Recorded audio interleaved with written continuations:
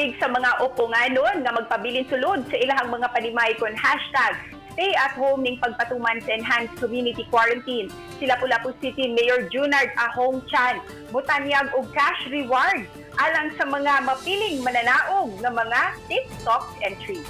Atong sayran sa report ni Luan Mayrundina.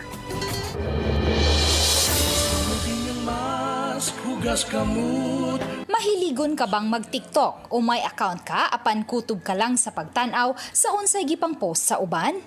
Kini na ang imong higayon nga makakwarta bisa ning panahon sa enhanced community quarantine. Sa TikTok challenge nga gipasiugdahan ni Lapu-Lapu City Mayor Junard Ahong Chan, 5,000 pesos ang mamahimong maangkon alang sa mapiling best TikTok performers, 3,000 pesos alang sa ikaduhang dapit ug 2,000 pesos alang sa third placer. Aduna usay 80 slots alang sa consolation prizes nga tag 500 pesos alang sa matag usa. Gikinahanglan lang sundon kini mga steps ni ining music video o mamahimo kang mohimo og imong kaugalingong creative steps. Usa, ngadto sa duha lang ka performer o gikinahanglang sa sulod mismo sa inyong balay himuon ang music video. Siguradua nga may 50% nga entertainment factor ang imong music video nga imong gisumiter.